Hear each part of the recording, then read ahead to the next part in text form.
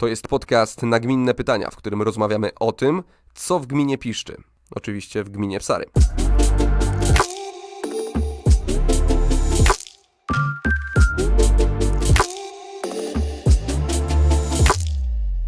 Wracamy, a razem ze mną w studiu pani Agata Wilczyńska, dyrektorka Gminnego Żłobka w Psarach. Cześć, dzień dobry. Dzień dobry, cześć. Na początek mam takie ciekawe pytanie dotyczące własnych doświadczeń, pani własnych doświadczeń. Najbardziej zaskakujące pytanie od takiego brzdąca ze żłobka, które pani usłyszała. Bo wiem, że dzieciaki w tym wieku potrafią zadawać takie pytania, o których nam się nie śniło, nam dorosłym. Tak, w żłobku część dzieci mówi, to warto zaznaczyć, bo nie wszystkie, które przychodzą do nas już mówią, ale faktycznie ta ich naturalność i szczerość jest często zaskakująca. Takie najbardziej zaskakujące, to nie wiem, chyba ostatnio, co tu robisz, tak, bo jako dyrektor nie zawsze jestem w grupie, zaglądam tam do nich, żeby przyjść się trochę pobawić czy doglądać i pewnego razu po prostu, co tu robisz. To chyba było takie z ostatnich dni najbardziej zaskakujące. I jaka była odpowiedź? Nie że przyszłam mi się z nimi pobawić i spędzić z nimi czas, także radość była i zabawa wspólna była. Dzieci, które znajdują się w żłobku, to są dzieci do 3. roku życia? Dobrze rozumiem? Tak, dzieciaki w naszym żłobku są od 1. do 3. roku życia przyjmowane, więc czasem jeśli we wrześniu, w październiku mają 3 lata, to zdarza się, że wychodzą jako 3,5-latki, powiedzmy, tak. I to jest już ten pierwszy etap ich edukacji, czy jednak w żłobku skupiacie się przede wszystkim na, nie wiem, budowaniu zaufania, budowaniu relacji, może tylko zabawie? Znaczy myślę, że wszystko, o czym pan mówi, to się w żłobku dzieje, bo budowanie zaufania to jest taki pierwszy krok.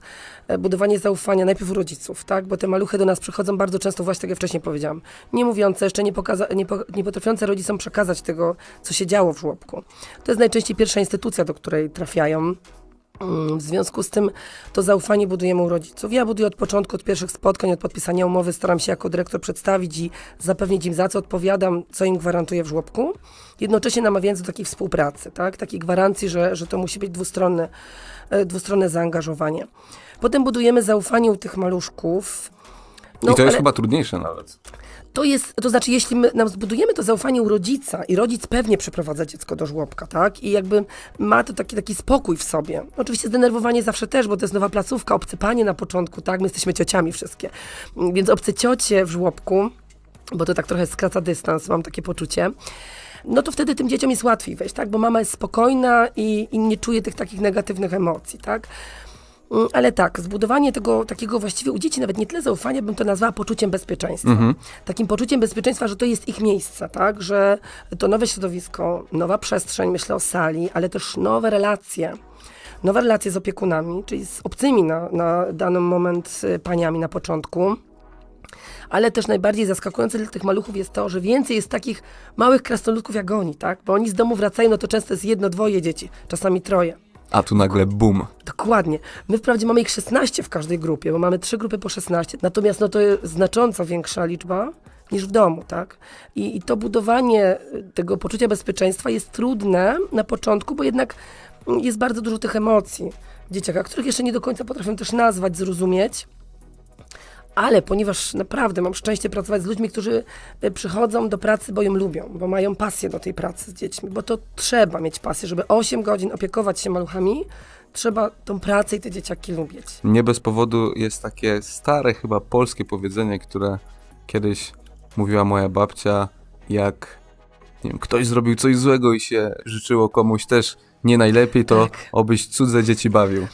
Tak jest. No to myślę, że nikt mnie nie jest za karę, żeby te cudze dzieci bawić, ale faktycznie gdzieś jakieś takie pokłosie takiego jest też choćby w tych rodzicach, którzy przychodzą do nas, tak? Żeby dla nas trudne jest, żeby ich przekonać, że my naprawdę chcemy te 8 godzin poświęcić ich dzieciom. To jest bardzo duży kawałek dnia, tygodnia i życia tych dzieciaków, które spędzają nas w żłobku. Pewnie.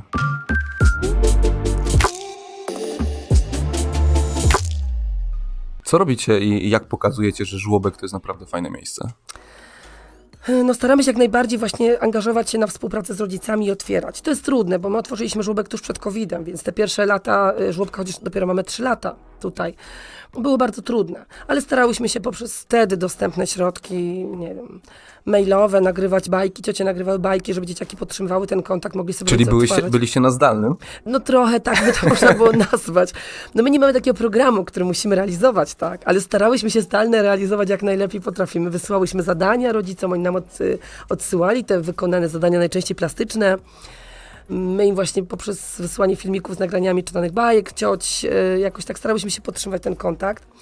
No teraz jak już możemy, staramy się otwierać ten żłobek, pokazywać jak my pracujemy, tak? Pokazywać się całej gminie, bo żłobek jest jedną placówką na całą gminę, więc chcemy otwierać się na rodziców, a są bardzo chętni rodzice do tego. Także organizujemy takie spotkania, na które mogą przyjść tylko rodzice naszych podopiecznych dzieci ze żłobka, ale też organizujemy sporo akcji, gdzie otwieramy się właśnie na to, żeby ludzie, którzy na przykład chcieliby przeprowadzić dziecko do żłobka, tak? Albo coś słyszeli o tym żłobku, już nawet mają starsze dzieci, ale chcą zobaczyć, jak to wygląda. I takich akcji też staramy się troszkę organizować.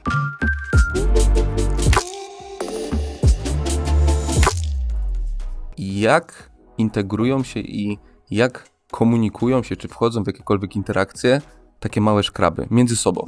Jak to wygląda?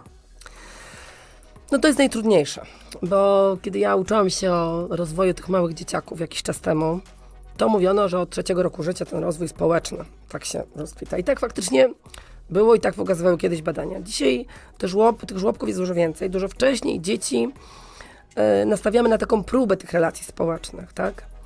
Ale one sobie świetnie radzą. W ogóle dzieciaki sobie świetnie radzą, jak, mam nadzieję, że to źle nie zabrzmi, jak my dorośli im nie przeszkadzamy. Dlatego, że maluszki przychodzą i początkowo one są koło siebie. Ta grupa nasza najmłodsza to od roku, 1,5, nawet jeszcze 2-latki. Nie wszystkie są gotowe na to, żeby podjąć interakcję z drugim dzieckiem, tak? Ale cieszy je to, że są obok drugiego dziecka. Często rodzice pytają, czy on się bawi z innymi. No ten roczny nie bawi się z innymi. No trudno by to było tak nazwać. To znaczy wspólnie się bawią, tak? Czyli jeżeli jest jakaś zabawa, że siedzimy, każdy dostaje jakiś tam instrument, na przykład muzyczny, no to każdy z nich na swój sposób gra i bawią się razem, tak? Ale jakby w grupie, obok siebie. Czy nawet jak mają jakieś klocki do zabawy, no to znowu bawią się trochę obok siebie. Oczywiście, że te interakcje są wymuszane, tak? Bo ja chcę tamtego klocka, ja chcę tego klocka, że próbujemy się wymieniać. I to jest taki niesamowity czas na naukę tych relacji społecznych. Myślę, że oni są do tego gotowi. Są do tego gotowi. My jako opiekunowie czuwamy tylko nad tym, tak? Że podpowiadamy im. Bo często w tym żłobku, przy tych różnych nowych sytuacjach wyzwalają się nowe emocje, tak? Którego jeszcze nie do końca potrafię nazwać, jak jakieś rozdrażnienie, poddenerwowanie czy złość, którą często w domu nie mają szansy sprawdzić, bo jeżeli są jednym czy dwójką dzieci, to bardzo często gdzieś rodzice starają się łagodzić tą sytuację. No i jest tak? mniej tych bodźców, na które są No zdecydowanie narażone. mniej tych bodźców, które mogą spowodować te takie kolokwialnie nazywane negatywne emocje, tak? Ale my czuwamy, ponieważ gdzieś tam z tyłu przyświeca mi taka teoria Marii Montessori, której pewnie może uda nam się dzisiaj też powiedzieć. I tam jest taki fajny cytat: pozwól mi zrobić to samemu, tak? Czyli my jakby mamy to przeświadczenie, że staramy się, żeby oni sami w te relacje wchodzili. No i potem jak obserwujemy ich, jak mają te 2,5-3, są w tych naszych starszych grupach, to faktycznie bawią się razem. To już widać, że jedni się bardziej lubią, drudzy mniej się lubią. Jeden ma frajdę, nie wiem, wspólnie się bawić w danej czynności, nie wiem, samochodami czy klockami, razem fajnie im się buduje. Z drugim znowu fajnie im się na przykład usypia koło siebie, lubią sobie rozmawiać przed spaniem. Po swojemu oczywiście najczęściej. Więc jakby to jest taki etap takiego rozwoju społecznego, na pewno intensywnego w żłobku. Zanim o Montessori, to relacje są tym trzonem, który wynoszą dzieciaki ze żłobka, czy uczą się jeszcze innych rzeczy, o których nie powiedzieliśmy? Nie, no na pewno uczą się innych rzeczy też, bo musimy pamiętać o tym, że od tego 0 do 3 tak naprawdę to jest niesamowicie chłonny umysł. My często nie zdajemy sobie sprawy, jak mało ten dzieciak, ten mały dzieciak, jak dużo chłonie. W ogóle dzieci uczą się przez naśladowanie. No sam jak próbuję sobie przypomnieć jakieś najwcześniejsze wspomnienie ze swojego życia, no to na pewno nie byłby to okres, który spędziłbym w żłobku od 0 do 3. Może gdzieś w okolicach 4, 5, 6 roku życia są takie pierwsze flashbacki, więc to, co było wcześniej, to jest taka trochę tabula rasa. Trochę tak jest, bo ta pamięć się zaciera, ta pierwsza pamięć się zaciera, natomiast to nie znaczy, że nie dzieją się wtedy bardzo ważne rzeczy, tak? No proszę zobaczyć, choćby taki przykład, gdzie do mnie przychodzą dzieci, które nie chodzą i nie mówią, tak? A one mając 3 lata, na koniec jak dostają dyplom ukończenia żłobka, wybiegają po prostu, ciocia, kocham cię i wybiegają same. Powiem panu, to jest niesamowicie wzruszające w tej naszej pracy, tak? Że my przede wszystkim, że ci rodzice nam ufają, oddając takiego małego, niewinnego bobaska tak naprawdę. No na pewno, domyślam się, że ten poziom zaufania musi być na bardzo wysokim poziomie. No, staram się, żeby ci rodzice czuli się bezpiecznie, żeby spokojnie poszli do pracy, tak? Że my te dzieciaki znamy, my przez pierwszy okres tych 2 tygodni dajemy bardzo szczegółowe takie informacje zwrotne. Dosłownie szczegółowe, jak przebiegał dzień tego maluszka, tego dziecka u nas w żłobku, żeby rodzice czuli się bezpiecznie, żeby wiedzieli, odpowiadamy na wszystkie pytania. Nie ma u nas tak zwanych głupich pytań, tak? Bo mogą pytać o wszystko. To jest ich dziecko i ja zdaję sobie sprawę, że to jest trudne oddać w ręce, zwłaszcza jak zaczynaliśmy, tak? Nikt o nas nikt nie wiedział, nikt nie wiedział, jak będziemy pracować, budowaliśmy to zaufanie. Teraz z każdym rokiem mam wrażenie, że jest lepiej, bo już coraz więcej osób jest zadowolonych. Mało skromnie to zabrzmiało, ale tak podobno jest z naszej pracy. Ale wracając do tego, czego się uczą. Uczą się na pewno tych relacji, ale uczą się na wielu płaszczyznach, poznają, jakby wzbogacają się. Bo no choćby ta poznawcza też. Oczywiście wiodącym zadaniem w żłobku jest ta pielęgnacja i ta część opiekuńcza. No i to też nam zajmuje bardzo dużo czasu. Bo samo przewijanie, usypianie, sama toaleta przed i po każdym posiłku zajmuje bardzo dużo czasu, ale jest dla nas też szansą na nauczenie ich czegoś, choćby samodzielności, tak? Takie próby samodzielności. Oczywiście to, co jest na miarę 2-3-latka czy roczniaczka. Ale to jest czas. My nie możemy się spieszyć, tak? My musimy ich codziennie powtarzając, nie wiem, choćby mycie rąk, choćby zasuwanie krzesełek, choćby samodzielne jedzenie. Mam taką refleksję, że też jako mama i mając też znajomych, nie odnoszę się teraz w tym zdaniu tylko do żłobka, nam się bardzo spieszy dorosłym, tak? I my bardzo wyręczamy nasze dzieciaki. Też jestem mamą i też wiem, że czasem wyręczam swoje dzieci. A tutaj w żłobku jest na to czas. Jest na to czas, żeby one same próbowały podejmować te próby. No nic nikomu z nas od razu nie wyszło, tak? Tych prób musi być, nie wiem, 150, 200, 300, czasem 1000, w zależności od dziecka. Ale mamy na to czas, żeby oni się tej samodzielności nauczyli. I to jest taka nasza satysfakcja, jak my widzimy, że nagle jest taki fajny postęp, tak? Czy że ta praca, codzienna, mozolna praca jest, że oni się sami rozbierają i ubierają do spania, na przykład jako 3-latki. Małe sukcesy. Małe, ale wielkie sukcesy dla tych maluchów. Małe, wielkie też, nie? sukcesy.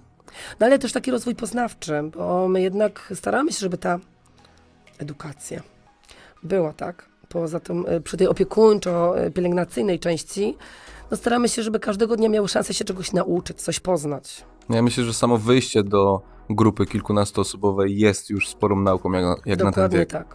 Dokładnie tak.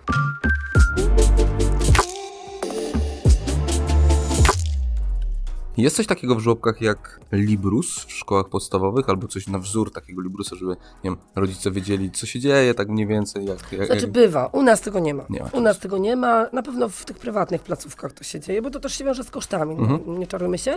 Natomiast ja nie widzę takiej potrzeby, my jesteśmy małą społecznością, ja mam 48 dzieciaków i boję się, że ten dziennik taki, tak, który tam Librusem czy Wulkanem, jak już firmami nazwiemy, Wulkan mi lepiej znany, trochę by zatracił ten nasz taki kontakt rzeczywisty, tak? Ja staram się z rodzicami rozmawiać, moje panie, dziewczyny, które pracują, naprawdę wspaniały ten zespół jest, że one lubią ten kontakt z rodzicem i to jest takie bardziej realne, namacalne.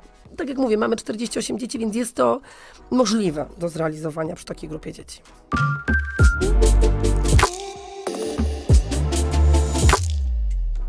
Wspomniałeś wcześniej o pani Montessori, tak? Tak, Maria Montessori. Maria Montessori. Co to za kobieta i czym jest ta grupa odkrywców Montessori? Bo słyszałem, że jest to dosyć oryginalny pomysł, jak na skalę gminy, a może nawet całego kraju. Jeśli chodzi o żłobku, tak. Maria Montessori to taka kobieta, która opisała teorię, pedagogikę, która opiera się, tak bardzo krótko mówiąc, na bardzo naturalnych, prostych, dostępnych pomocach, metodach. Mówi o szacunku do siebie, o szacunku do otaczającego nas świata. Zarówno do ludzi, do przyrody, ale też do przedmiotów, które mamy. Duży nacisk w tejże teorii jest też na właśnie samodzielność. Ale po to ta samodzielność, żeby te dzieciaki miały takie swoje małe sukcesy, bo wtedy budujemy ich takie poczucie wartości. To też robimy w żłobku, tak? Że przez te małe sukcesy oni wierzą w siebie.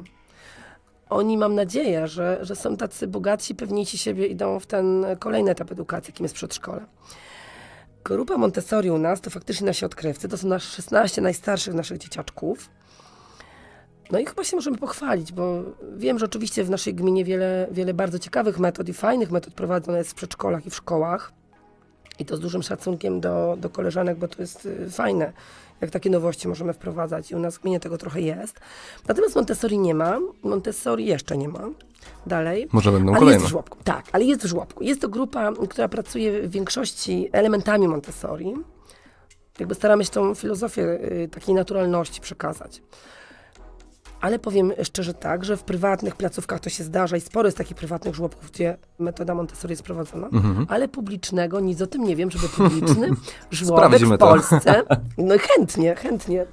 No na to, co ja wiem na temat, to w Polsce nie ma placówki, która tak w pełni pracuje, jak fajnie jak my w żłobku, przedszkola owszem. Jak to wygląda? Wygląda to w ten sposób, że na przykład rytm podobny jest do innych grup, tak? Czyli te godziny śniadań, odpoczynków, czasu na zabawę, czy na ten rozwój taki poznawczy, jest podobnie.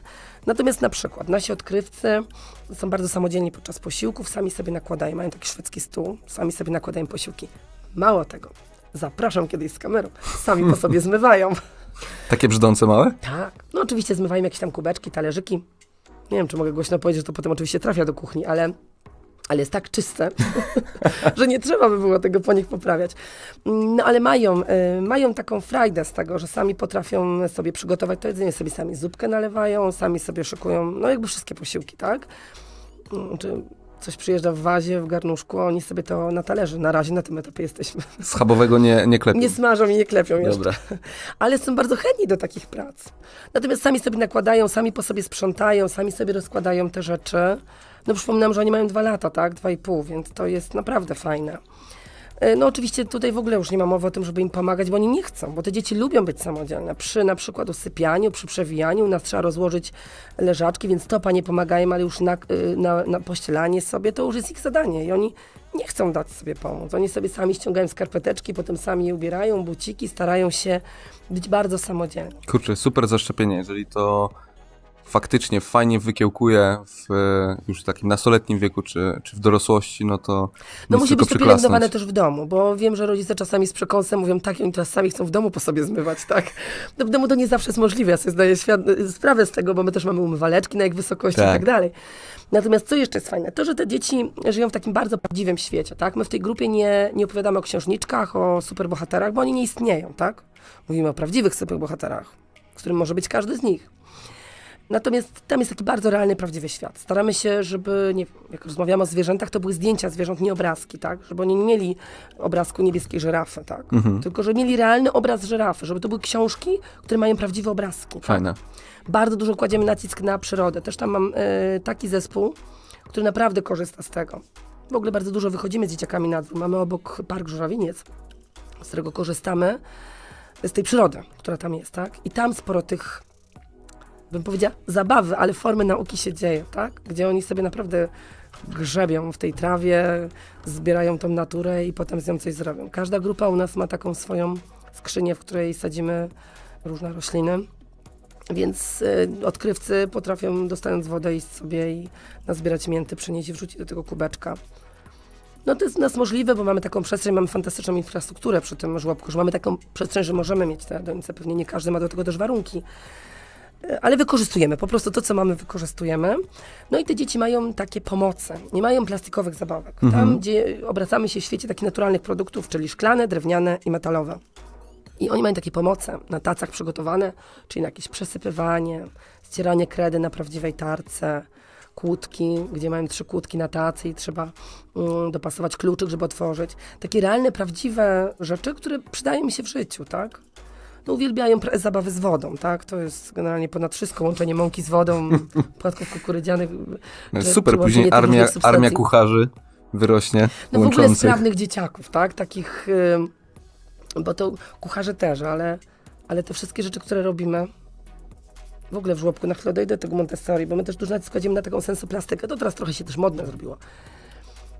Czyli na przykład wysypujemy im 5 kg mąki i dajemy przestrzeń do zabawy tym, poprzez jakieś tam lejki, sitka, żeby zobaczyli, jak to działa. Żeby mieli taką możliwość sprawczości, tak? Żeby to oni sami przesypali, przerzucili.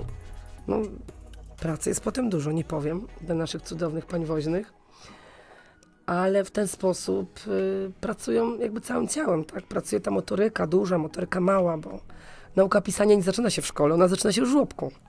Tak naprawdę, tak? Kiedy my im dajemy, u nas nie ma kartek A4 i rysowania przy biureczku, bo oni nie są na to gotowi, tak? My rysujemy na olbrzymich arkuszach, na podłodze, Tak. nawet leżąc, tak? Żeby pracował najpierw bark, łokieć, a potem dopiero ten nadgarstek, jak już tak mogę tutaj mądrze zabrzmieć. No i tak to u nas wygląda.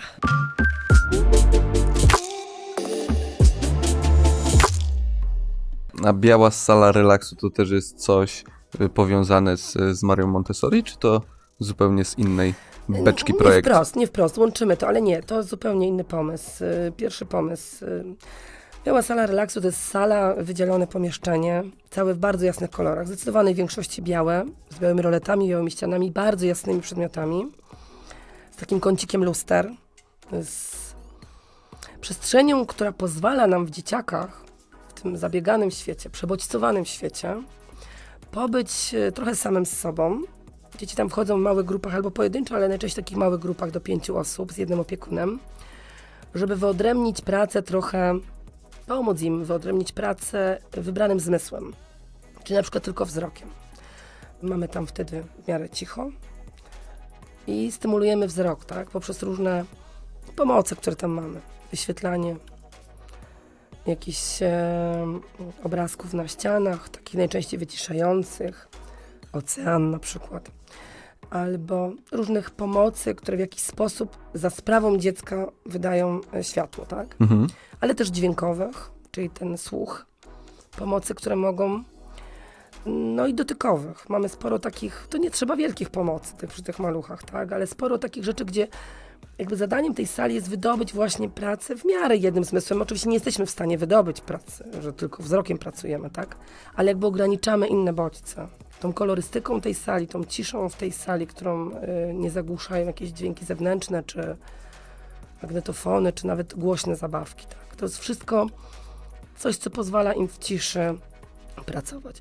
To oczywiście jest profilaktyczne, ale to też jest fajne przy dzieciach, które są takie mocno przebodźcowane, mocno pobudzone.